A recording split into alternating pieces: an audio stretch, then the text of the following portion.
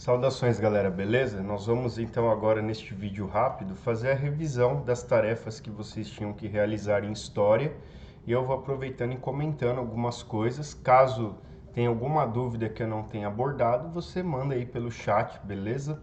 Então vamos lá, né? O primeiro forms que a gente tinha para fazer era sobre, com base no texto que eu vou abrir aqui, que fala sobre a desigualdade racial, que é lenta e pode se esgotar, alertam especialistas. Tá? Então, vamos dar uma olhadinha nesse texto para identificar aí quais são os elementos que a gente pede aqui, ó, qual a tese apresentada pelo texto e como a tese é justificada. Desde a abolição da escravidão em 1888, então aqui já tem um dado importante, né? Então, quando fala da abolição da escravidão, a gente lembra essa data, dia 13 de maio de 1888, por meio da Lei Áurea. A última década foi a que assistiu à maior diminuição da desigualdade entre brancos e negros, pretos e pardos. Quando a gente fala os negros, isso é importante, os negros constituem o grupo dos pretos e pardos, tá? Quando a gente fala negros, então negros é o grupo constituído por pretos e pardos. Conforme dados do Instituto de Pesquisa Econômica Aplicado, IPEA, entre 2001 e 2007, a diferença de renda familiar per capita é uma expressão que significa por cabeça, dos brancos em relação aos negros diminuiu em 25%.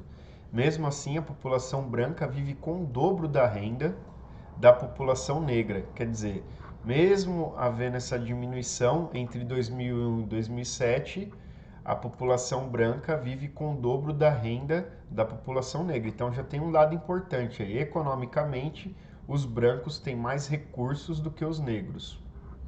De acordo com a IPEA, que é esse, tá aqui, ó, Instituto de Pesquisa Econômica Aplicada, ultrapassar essa distância pode levar muito tempo. O cálculo é de que só em 2029 se chegaria a um equilíbrio entre brancos e negros. O ritmo da diminuição é aquém, ou seja, não chega perto do desejado, por quem quer uma sociedade mais justa, diz Tatiana Dias da Silva, técnica de planejamento e pesquisa da Diretoria de Estudos e Políticas Sociais do IPEA. A mesma opinião tem Ana Lúcia Saboia, chefe da Divisão de Indicadores Sociais do Instituto Brasileiro de Geografia e Estatística, o IBGE. Fazer projeção é difícil, mas o fato é que o ritmo é muito lento. Então veja, aqui já está se desenhando um pouco a tese do texto, né? Ou seja, o processo da diminuição da desigualdade é lenta. Então, quer dizer, a diminuição da desigualdade racial, podemos dizer assim, social, econômica no Brasil é muito lenta. E veja que o texto está usando aí argumento de pessoas que pesquisam, que são próprias da área de pesquisa. A razão da diminuição, ainda que lenta, está nas políticas distributivas em favor dos mais pobres, como o programa Bolsa Família e a elevação do ganho real do salário mínimo. Os negros são a maioria dos aposentados que recebem o piso da Previdência Social. Os efeitos distributivos desses mecanismos podem, no entanto, estar se esgotando com a aproximação da universalização do Bolsa Família entre os mais pobres no cadastro único do Ministério do Desenvolvimento Social e a limitação do reajuste do salário mínimo, alerta Tatiana da Silva. Então, quer dizer, a gente ainda tem um processo da diminuição que é muito lento e a razão disso está nas políticas distributivas. E aí cabe pensar o que são políticas distributivas? São essas políticas de distribuição de renda, Bolsa Família, né? Esses movimentos então que levam um pouco de possibilidade econômica para esses grupos mais vulneráveis. A técnica, ou seja, Tatiana da Silva, explica que como a maior parte da renda é composta por remuneração, é preciso ver o mercado de trabalho, que ainda discrimina os negros desde a entrada. Então, quer dizer, olha um outro dado importante, essa desigualdade que ainda está presente, ela também se faz por conta dessa discriminação dos negros, pois este, em regra, começam a trabalhar mais cedo. Opa, olha que dado importante. E com menor escolaridade que os brancos. Nesse sentido, as políticas afirmativas do mercado de trabalho tornam-se mais importantes para diminuir a desigualdade, avalia Tatiana da Silva, que dá como exemplo o Protocolo da Diversidade assinado pela Federação Brasileira de Bancos, a FEBRABAN, a Secretaria de Políticas de Promoção de Igualdade Racial e o Ministério da Educação, o MEC, incentivando a contratação de negros oriundos das universidades com programas de cotas raciais. Olha, aqui é um dado muito interessante porque à medida que você começa a trabalhar mais cedo, não significa que você vai prosperar mais do que quem começa mais tarde. Por quê? Porque ele começa mais cedo com menor escolaridade.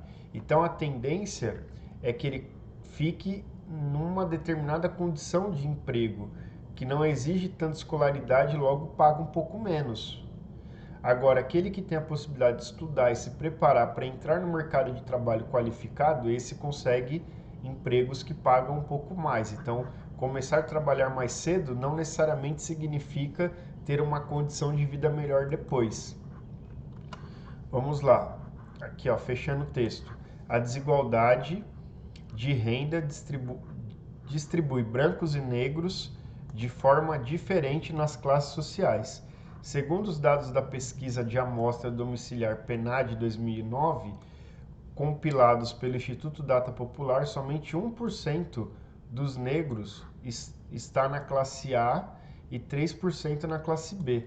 Quer dizer, isso aqui já diz muito, né? Classe A, B, C, D. Então, 1%, 3%, 4% então dos negros, pretos e pardos estão na classe A e B, enquanto 4% dos brancos está no primeiro extrato, ou seja, na classe E, e 10% está no segundo, na classe D. Brancos e negros têm quase o mesmo percentual na classe C, que é ok, é o equilíbrio, né? É em torno de 34%, mas a situação se reverte nas classes de menor renda. Metade dos negros brasileiros é da classe D e 12% são da classe E, enquanto entre brancos 35% são da classe D e 5% da classe E. Essa desigualdade afeta o dinamismo da economia, aponta Renato Meirelles, sócio-diretor do Data Popular. Para ele, a discriminação racial é improcedente do ponto de vista ético, moral e econômico. Em sua opinião, é uma questão de inteligência aumentar a renda dos negros. Olha que interessante. É uma questão de inteligência aumentar a renda dos negros. Por que aumentar a renda é uma questão de inteligência? Porque quando você aumenta a renda de uma população grande, você aumenta também a possibilidade de consumo. E a economia gira ao redor da questão do consumo. O Instituto calcula que os negros formem um mercado que movimenta 554 bilhões. Esse valor poderia ser de mais de 720 se a distribuição de renda fosse mais equilibrada, estima Meirelles.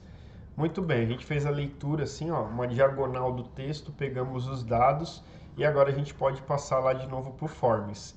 Qual é a tese apresentada pelo texto? Então a tese apresentada é muito simples, né? É que a diminuição da desigualdade social no Brasil ainda é muito lenta. Ainda é muito lenta. E essa lentidão aí tem agravado, portanto, as desigualdades sociais, políticas, econômicas. Então essa é a grande tese que o texto apresenta. E como que a tese é justificada? Como que justifica-se essa tese? Bom, aí bem simples, né, gente? Ela é justificada por a questão histórica, que ele começa falando da questão histórica. Depois o texto passa para dados de institutos de pesquisa que vão pontuando toda a questão da desigualdade, da diferença que vem diminuindo, né? Então, vem diminuindo a diminuição da desigualdade. É redundante, mas é isso. Quer dizer, de 2003 a 2007 há um aumento da diminuição da desigualdade. Quer dizer, as pessoas começam a ficar mais próximas. E agora há uma diminuição dessa diminuição. Então aí ele vai explicar a razão disso, tá? por que começou a dar-se a diminuição da desigualdade? Pelos programas sociais. Quando isso vai sendo arrefecido, diminuído, você volta a ter aí a questão da desigualdade, que é o outro ponto da argumentação. Enfim, então a gente pode dizer que a tese é justificada por meio de uma explicação histórica, uma explicação de cunho de dados, de pesquisa, fundamentada nos institutos de pesquisa do IPEA, do IBGE e assim por diante, e também é fundamentada na análise de especialistas sobre o tema. Então veja, isso é o que vocês tinham que fazer neste Forms, beleza? Vamos para o próximo. Muito bem, a nossa segunda tarefa, o nosso segundo Forms, ele traz aí a questão da Era das Revoluções, que vocês podiam ter trabalhado aí com base no livro, página 77, e a conjuntura social e econômica do Haiti nas vésperas da Revolução Francesa, página 77 também. Então vamos lá, né? Aqui a gente coloca essa observação, que você pode pesquisar no livro ou também pesquisar em outras fontes. Então, por que o século XVIII é considerado o século das revoluções? Porque o século XVIII é marcado pelo forte processo da Revolução Industrial, né, 1750 em diante, é marcado pelo forte processo também da Revolução Francesa, da independência dos Estados Unidos, e isso tudo vai reverberar depois em outros processos de revolução, que aí entra a próxima questão. Explique como se deu o processo de independência do Haiti e por que ele se diferenciou dos demais processos de libertação das Américas. Então, o processo de libertação do Haiti, ele se dá de uma maneira muito original. Por quê? Porque são os próprios negros, escravos ou ex-escravos, que vão assumir todo o processo de luta pela independência do Haiti, na busca de acabar com o processo de escravidão. O Haiti era uma colônia francesa, como a França está em todo aquele processo da Revolução, essas ondas chegam ao Haiti, e o Haiti, portanto, com lá suas lideranças, vão tocar esse movimento de independência. Então, nesse sentido, ele se diferencia do processo das outras Américas, por quê? Porque ele é tocado por aqueles que eram os mais oprimidos, que eram os escravos ou ex-escravos, de modo geral, os negros, que vão tocar esse processo. 4. A relação entre o processo revolucionário francês e a revolução no Haiti em 1804?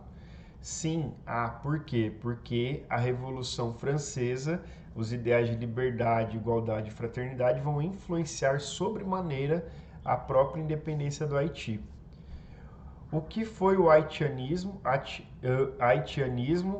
tão temido pelas elites agrárias no Brasil e nos Estados Unidos do século XIX? E como ele esteve presente na revolta dos Malês na Bahia em 1825? Registre as suas conclusões. Então aqui você teria que ter feito o seguinte: o que foi o haitianismo? O haitianismo é um movimento de independência tocado pelos próprios negros, escravos, que se rebelam contra todo o sistema de opressão. Por que ele era temido pelas elites do Brasil e dos Estados Unidos do século XIX? Porque era ainda no Brasil e nos Estados Unidos presente a questão da escravidão. Então, esses líderes, essas elites agrárias temiam que os negros aqui do Brasil, ou dos Estados Unidos e de outros lugares também assumissem essa prática que acontece no Haiti e causasse uma revolução, uma mudança social, né? E eles teriam força até para isso, né? E como ele esteve presente na revolta dos Malês, né? Então os Malês, que é uma revolta que acontece na Bahia, dentro daquela conjuntura das grandes revoltas que marcam aquilo que nós chamamos, né, de primeiro reinado, que começa em 1822, com a independência do Brasil. A revolta dos Malês tem o objetivo de que os escravos de origem islâmica buscavam ali a libertação, o fim da escravidão. Então, quer dizer, Isso vai influenciar por quê? Porque no Haiti também a revolução tem esse ideal de buscar o fim da escravidão.